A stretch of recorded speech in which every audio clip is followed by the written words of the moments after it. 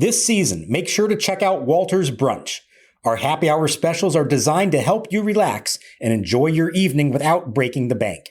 For just $5, you can enjoy many of our delicious draft beers, rail drinks, or house wines. Whether you're in the mood for a classic cocktail, a crisp beer, or a refreshing glass of wine, we've got you covered when you walk on over to Walter's. I'm excited to tell you about the designs Homage has cooked up for the 2025 MLB season. If you're as baseball obsessed as I am, you'll love the full roster of major league looks from Homage. Amazing comfort and deep cut designs that help fans show off passion for their favorite teams. Homage has a massive selection that tells the story of the greatest sport from its very beginnings. Deep logo history, coast-to-coast stadium tours, and the biggest players from every era. Legends never die at Homage. If you need your new shirt for going to a ball game, Homage has you covered with its most comfortable fan clothing, and it's available for fans of all ages. This year's collection hits dinger after dinger after tater. Fleece, tees, bottoms, and more. And don't forget to check out the new starter jacket lineup, an iconic dugout look you don't want to miss. Heroes get remembered, but legends never die, and these looks go long, period. Check out the Homage MLB collection to find your team's coolest gear. Pitch to Valdez. Swinging a ground ball right side toward the hole. It sneaks through for a base hit. Frazier scores. Here comes Cruz. The throw home is offline. Throw to second, and Valdez overruns the bag and is tagged out by Nunez. So it's a 2-run single, and the Pirates lead 5-0 with Valdez cut down for the third out. The 0-1. Swinging a ground ball up the middle. It's going to sneak through for a base hit. Pham coming home. He will score. Cruz lobs it in. 10-3 Pirates. They hit double digits. Kiner Falefa picks up his 5th RBI. Everything they touch turns to a hit.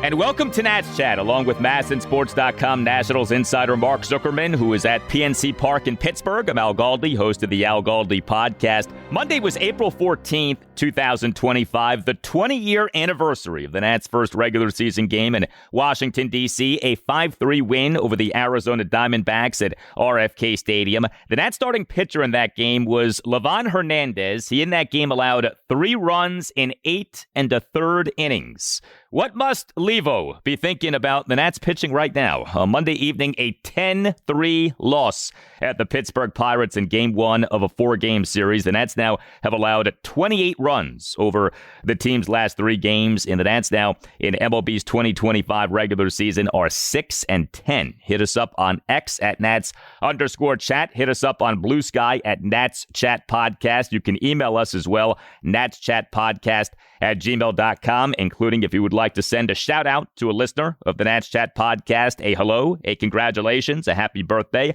whatever you want communicated. Contact the man who runs this podcast, Tim Shovers. Again, that email address, natschatpodcast@gmail.com. We are closing in on 2 years since the Nats, with the number 2 overall pick in the 2023 MLB draft, took LSU outfielder Dylan Cruz. 1 pick after the Pirates, with the number 1 overall pick in that draft, took LSU starting pitcher Paul Skenes. So Cruz so far has struggled at the major league level. Skenes so far has been great at the major league level. He won the 2024 National League Rookie of the Year award. And the Nats on Monday evening struggled against Skenes. He allowed 2 runs, 1 earned in 6 innings, 6 strikeouts versus no walks. Mark, not much went well for the Nats in this game on Monday evening.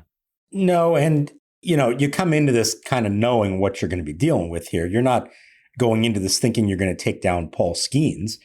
And certainly he lived up to the reputation, was everything that he's supposed to be.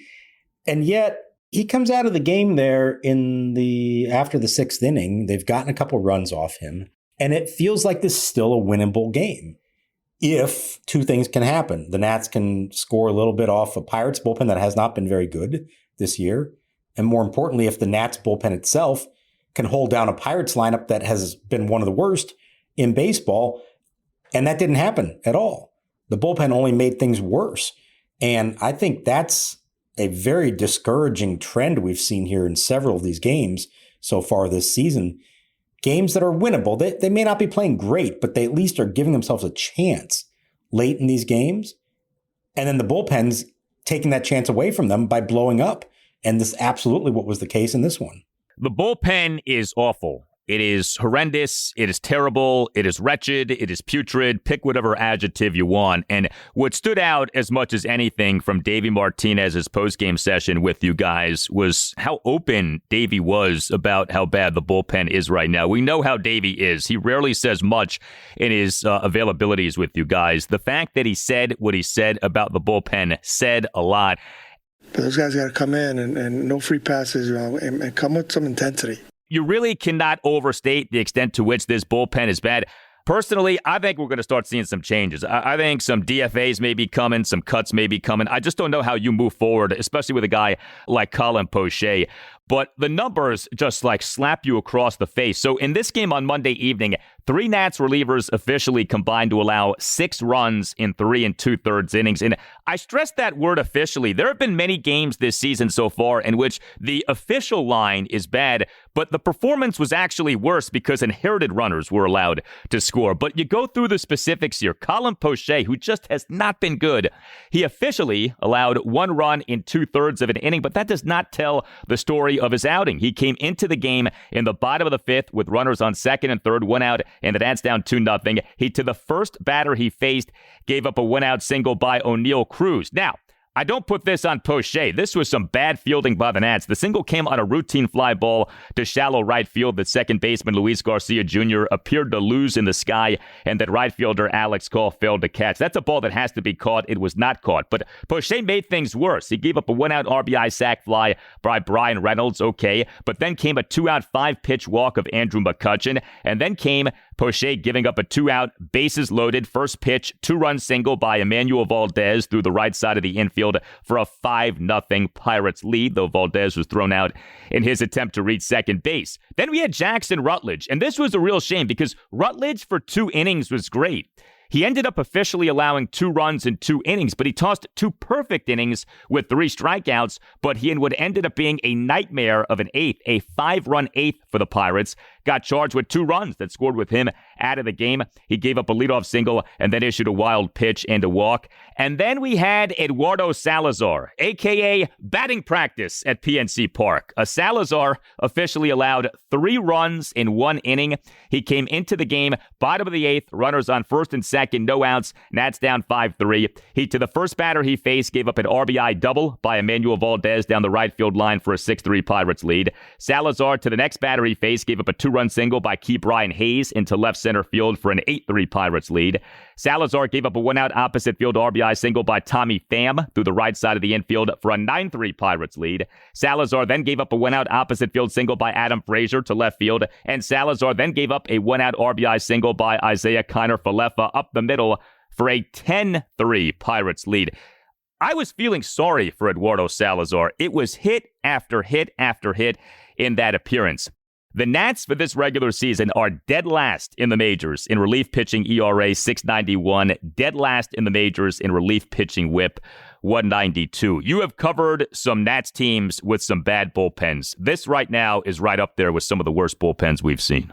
Yeah, it's got to rank among the worst. And, there probably were a few times in the past that it felt worse because it was a legitimately good contending team that had the lead in the 7th, 8th, or 9th innings and then was blowing it. And those are so demoralizing, of course. The difference here is that this is not a team that's really expected to win. And it's not like the closer or the setup man is blowing this thing late. They're not able to get the ball to those guys, a point that Davey made during his, rather animated by his standards post-game session with us. The point that he wants these guys to understand is even if you come in and your team is trailing. That's the thing I want to see is that they come in the game, shut down inning. It is your job to treat that situation as if it was a close game. Keep it there. You never know what may happen. And we're not talking about entering with a 5-6 run deficit. You're talking about a 2 or maybe 3 run deficit. There is still a chance. We've seen that this lineup can do some things late. And as I mentioned, the Pirates bullpen has not been good either. So this was actually a game that was winnable, that was there potentially for the taking. And the bullpen just decided to take it away from them. He mentioned the lack of intensity he felt like from some of these guys. I think he's referring especially to Salazar coming in what became mop-up duties there. The walks That's been Poche's problem. That's been Lucas Sims's problem. A huge issue across the board. You put that all together, and this is what you've gotten. I'm with you. I feel like we've seen these kind of things in previous seasons. Mike Rizzo reaches a point, says, okay, it's time to move on.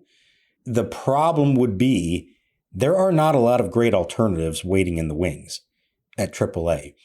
Their best relief options who aren't on the roster right now are unfortunately the guys who are on the IL. They desperately need Derek Law. And by all accounts, that is not progressing in any kind of positive manner. He has tried to build the arm up, and he keeps reporting that he's not recovering from his throwing sessions the way that he needs to. And so that keeps getting pushed back. Zach Brixey is a potential option who started the year on the IL. Maybe we'll see him, but that's a very unproven arm. Orlando Ribalta is now on the IL after his 58-pitch appearance the other day.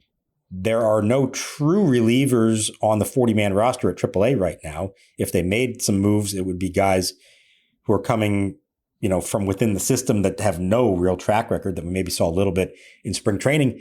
And they also don't have any lefties waiting in the wings. So if you want to move Poche, there really isn't another left-hander to bring up to replace him. And maybe you say, who cares at this point? Just get me the best arms, righty or lefty. It's not a good situation. And as we have discussed for the last month or so, it was kind of predictable. Maybe not this bad. There were warning signs that the bullpen could be a major issue for this team. Some of the ERAs for Nats relievers so far this regular season: Colin Poche, 16.62. Lucas Sims, 12.79. Eduardo Salazar, 6.75. Jorge Lopez, 6.43. Jose A. Ferrer, 5.40. I mean, those numbers are gory, man. And, you used a funny phrase there just now. The Nats are not a team expected to win. Well, the way that Mike Rizzo and Davey Martinez talked coming into this season, there was an expectation that this team was going to win, or at least was going to be better. And this bullpen just has been amateur hour. I mean, even if the Nats were getting better starting pitching or were more consistent offensively, this bullpen would be costing this team games. There's not a doubt in my mind about that. And that's one of the frightening things here. Like, even if the other aspects of this Nats team are great, the bullpen is so bad that you feel like, well, you're going to give up runs come the 7th, 8th, and 9th innings, so you're probably not going to be winning much anyway. Now, it's a tricky deal, right? Because the Nats didn't spend much this past offseason, but with relievers, with bullpens, it's not about how much you spend. I think that gets overstated of like, well, they should have spent more on the bullpen. I don't buy that. There are plenty of bullpens that are put together on the cheap. There are plenty of costly relievers who end up flopping. But this has been an Achilles heel for Mike Rizzo, and save for last season, certainly his recent history has been that he struggles to put together bullpens, and it appears right now that the bullpen that was cobbled together this past offseason isn't very good. It does kind of have to happen organically. You can't necessarily know what you've got going into it. But I think the best thing that teams can do for themselves is give themselves as many potentially quality options as possible. You can go into it with a plan of, here's our 7th inning guy, here's our 8th inning guy, here's our 9th inning guy. And more often than not, the performances are going to dictate who ends up being in those roles. And it's very often not the guys that you started the year with. But the key is you have to have enough of the options available to you so that when somebody does struggle or somebody gets hurt, you have somebody else that's worthy of the shot. And it's not just that they only signed those couple of veterans to minimal deals. It's that they didn't have a whole lot of other in-house options. Jose Ferrer could be a good setup man. He had his moments. But beyond that, who were you excited about that was like the in-house younger guys? Orlando Ribalta, Eduardo Salazar, Brad Lord, except he's now a starter. Jackson Rutledge, who did look good for those 2 innings today.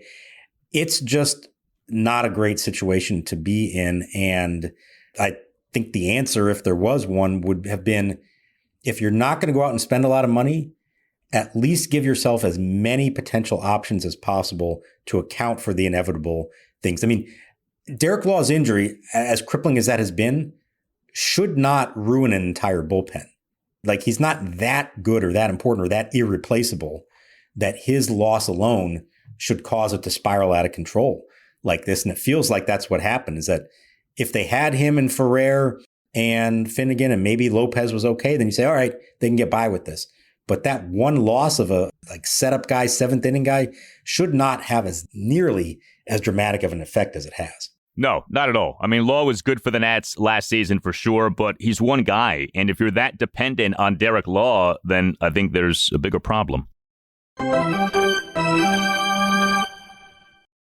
Hey, it's Al Galdi for Window Nation, which is offering another tremendous deal to listeners of the Nats Chat podcast. 4 free windows for every 4 windows that you buy, and you pay nothing until 2027. This offer is good through April 30th, so hurry. Schedule your free estimate at 866-90Nation or windownation.com and tell Window Nation that you want the deal that you heard about from Al Galdi on the Nats Chat podcast. There's no limit to how much you can save, and if you buy a house full of windows, Window Nation will include a free entry door. Window Nation partners with the top window manufacturers in the nation to build windows to their high-quality specs. Then Window Nation passes the savings on to you. You'll protect your home with some of the best windows that you can buy at a fraction of the price of other brands, and you'll increase the value of your home. 4 free windows for every 4 windows that you buy, and you pay nothing until 2027. The offer is good through April 30th. Call 866-90Nation or visit windownation.com and tell Window Nation that you want the deal that you heard about from Al Galdi on the Nats Chat podcast.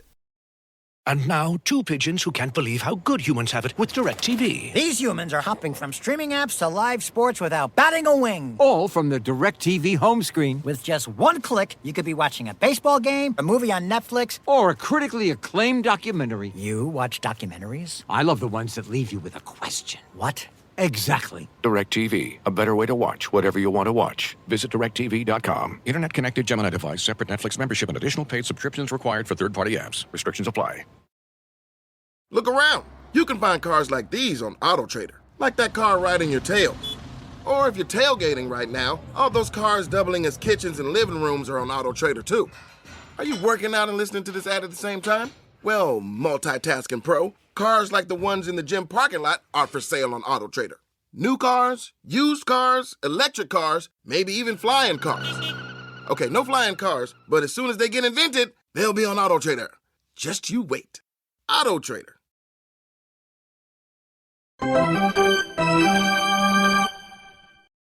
Lord to the belt, checking the runner at second.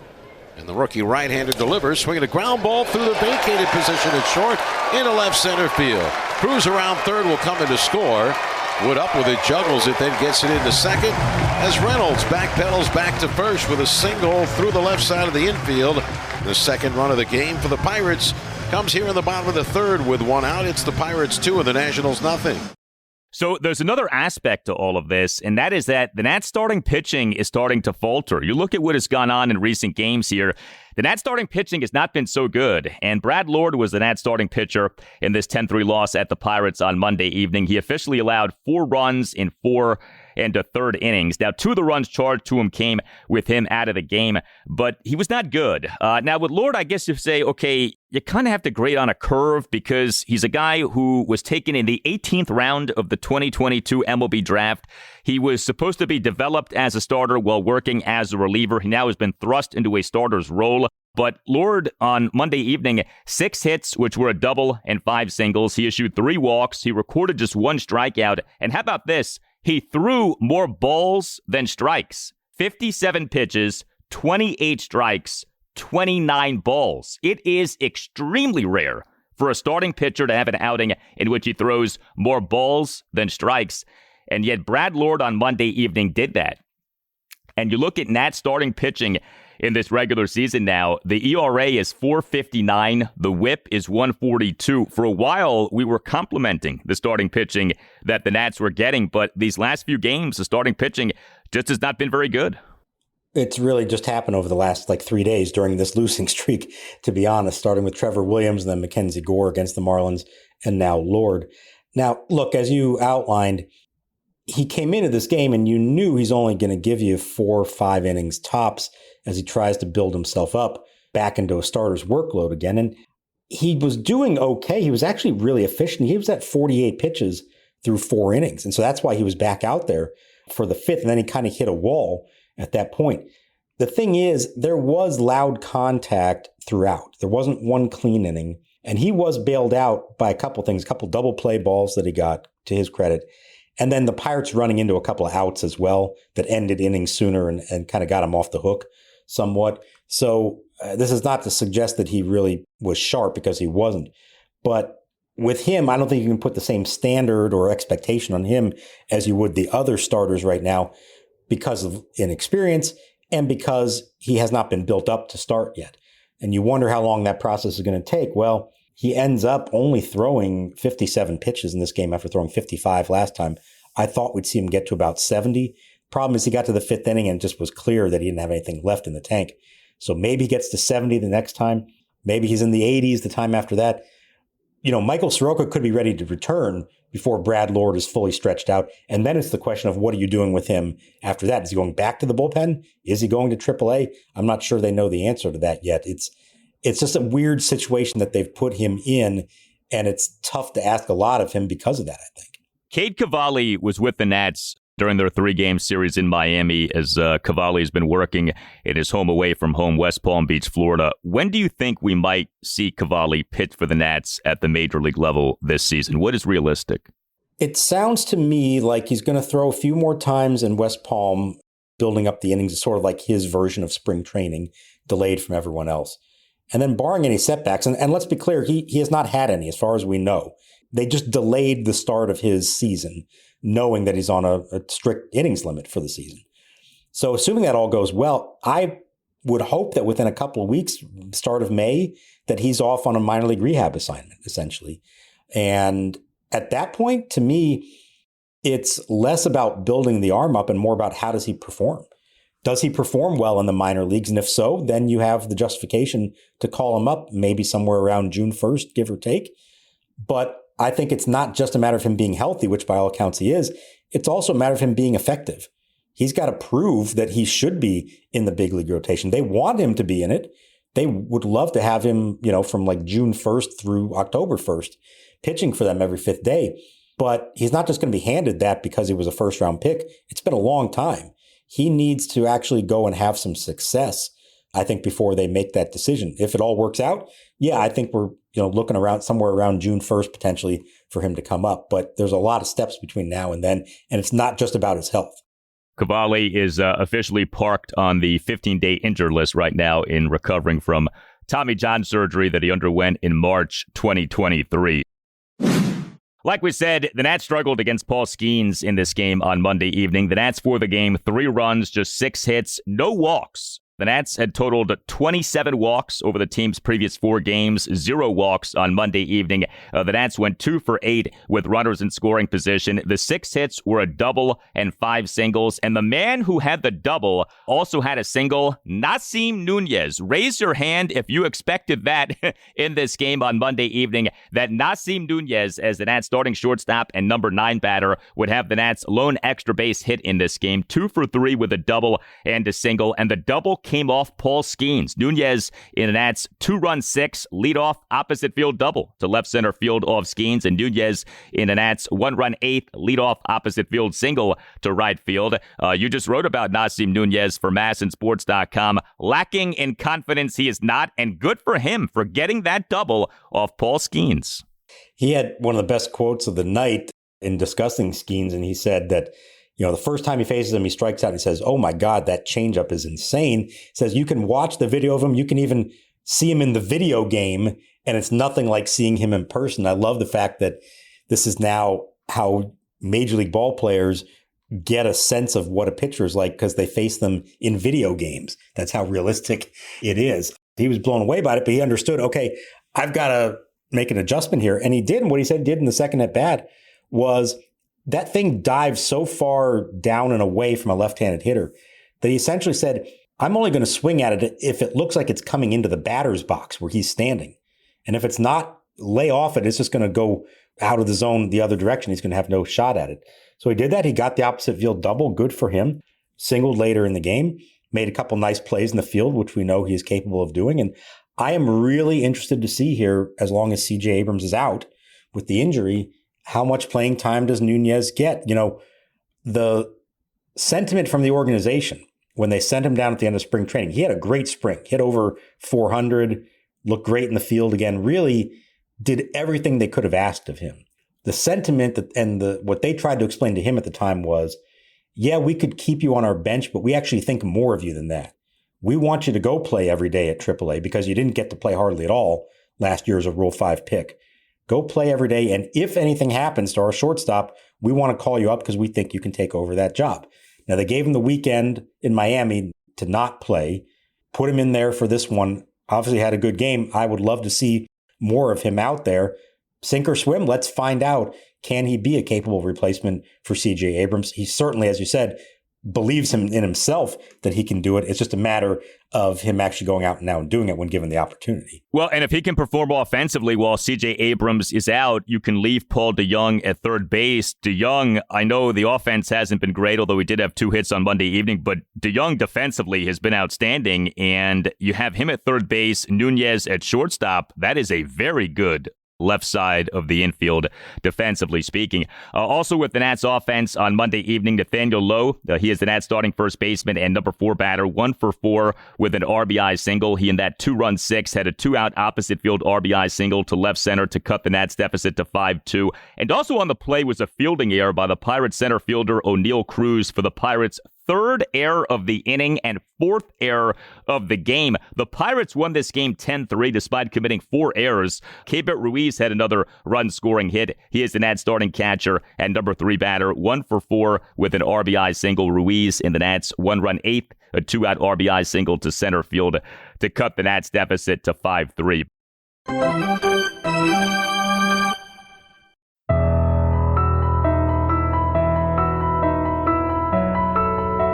Hey Nats fans, you know me as Tim Newmark, the guy who wrote the Nats Chat theme song.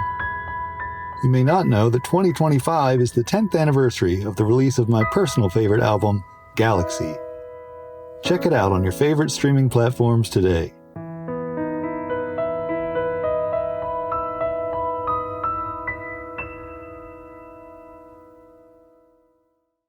Take me out to the ball game. What are you doing? Did you know DirecTV has the most MLB games? So, you're singing. Yeah, they put your favorite teams front and center right when you turn it on. Buy me some cold cuts and flapjacks. Those aren't even the words. I'm allergic to peanuts. Stream DirecTV, home of the most MLB games. Visit DirecTV.com. Claim based on total games offered on sports networks. Availability varies by zip code and package. New customers. Service renews monthly unless you cancel. Choice package required. Restrictions apply.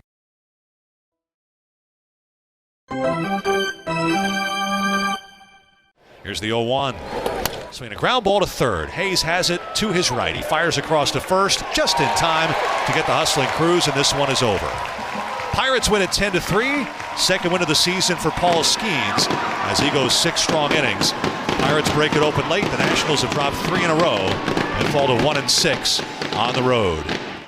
With Skenes pitching, it was hard not to think about Paul Skenes, number 1 overall pick in 2023, Dylan Cruz, number 2 overall pick in 2023. And it's not like the Nats chose between the two. The Nats essentially were left to take whoever was not taken by the Pirates at 1. I think most people think that the Nats, had they had that number 1 overall pick, would have taken Paul Skenes. But Dylan Cruz was taken with the number 2 overall pick. And, you know, there's this juxtaposition right now of Paul Skenes is one of the best starting pitchers in the majors, and Dylan Cruz is really struggling. He did not play at all over the final 2 games of the Nats series at the Marlins over the weekend. And Cruz in this game on Monday evening as the Nats starting center fielder and number 8 batter, 0 for 4, dropping his OPS for this regular season to 249. It is true that he has hit into some bad luck. The StatCast data is almost comical with the bad luck that Cruz has encountered this season. He has hit a lot of balls hard. He has made a lot of outs. But still, OPS at 249 is brutal. Like, that's bad for a batting average, and that's the guy's OPS right now. It's too early to say anything definitively about Dylan Cruz, but it is disturbing to see him struggling to this degree. And I think it's tough if you're a Nats fan, especially. You see Skenes doing what he's doing, and you see Cruz doing what he's doing. Now, it's entirely possible 2 years from now, Cruz has an OPS of 950 and Skenes is recovering from Tommy John. So, like, there's a long way to go here, right? But, boy, it would be nice if Cruz was doing a little better, especially when you see the Nats face Skenes and you see Skenes do as he's doing. Yeah, of course. And I think my takeaway from watching for the first time the two of them on the field together as professionals is they're really playing two completely different games right now. Paul Skenes is already establishing himself as one of the best pitchers in baseball. Dylan Cruz has a long way to go. He's just trying to prove that he can have any success at the big league level. And so it's almost unfair to compare the two. I understand why we do it. And of course we should, given the background together, the fact they went 1-2 in the same draft, but there is no comparison as far as what they're doing now at the big league level. I was kind of thinking to myself, I almost feel bad for Cruz, and it's almost like this series came at the worst possible time for him. The last thing he needs right now is an extra spotlight on him. He needs to go play games that nobody's paying attention to, get his swing right, and have some success. Instead, he shows up here to PNC Park, and there was actually a throng of Pittsburgh media waiting to talk to him before the game, wanting to get his thoughts on facing Skenes for the first time. And Dylan handled it fine, and he's a pro. He knows what's expected of him as, the number 2 pick and a college star and all that kind of stuff. But deep down, I do wonder if he's thinking to himself, like, I don't deserve this kind of attention right now. I need to get right. Why are you guys paying attention to me like this? And in some ways, maybe it made it worse to have him under the spotlight. Paul Skenes is, as I said, maybe the best pitcher in baseball. Hardly anybody has success against him. To ask for Dylan Cruz to finally get going against that pitcher, it was an awfully big ask, and he looked overwhelmed in those two matchups against him. Yeah, and Cruz also made the final out of the game. I mean, he also struggled against the Pirates bullpen. What did you think about Davey Martinez not playing Cruz at all over the final 2 games at the Marlins? Something has happened here that is one of these things that doesn't get officially declared. It just has sort of happened. And you see this happen sometimes in baseball where there is a changing of the guard, but nobody says it, but you just see it via the action.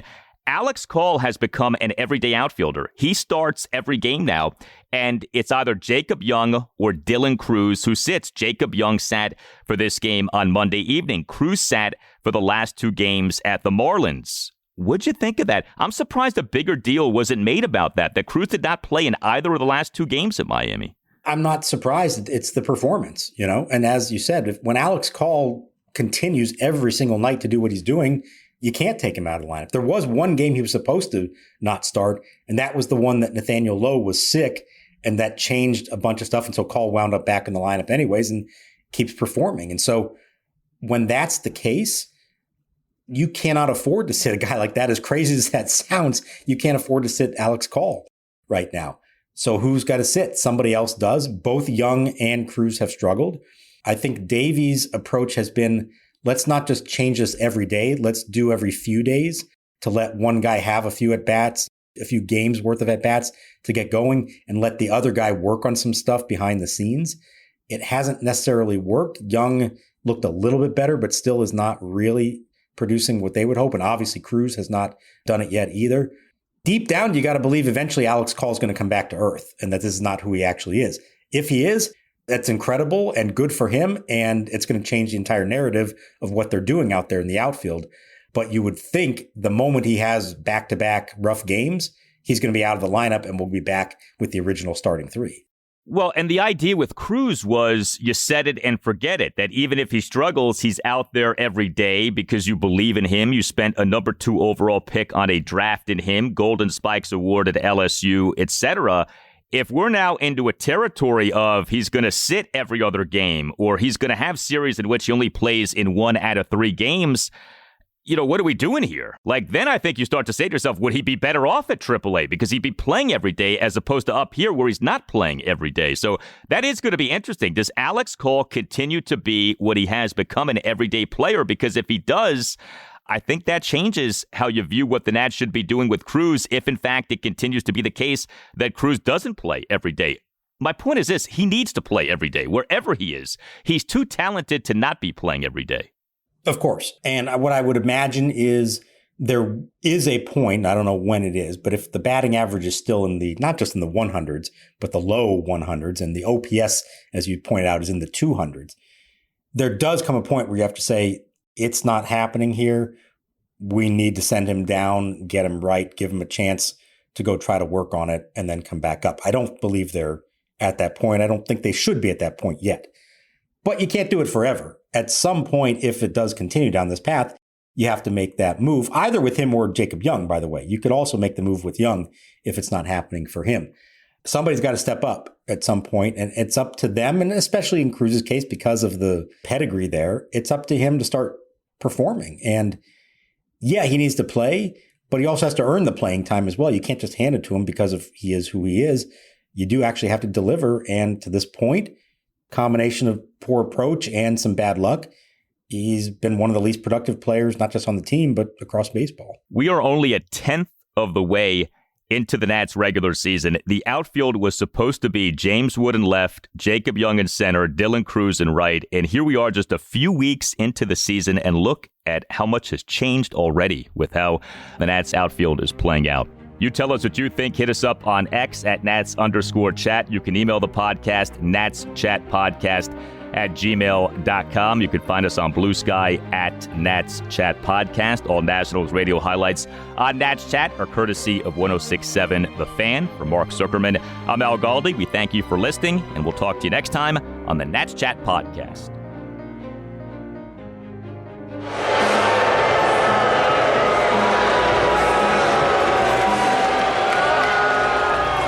With the number 2 pick in the 2023 MLB Draft, the Washington Nationals select Dylan Cruz, an outfielder from LSU. The Detroit Tigers have the next pick.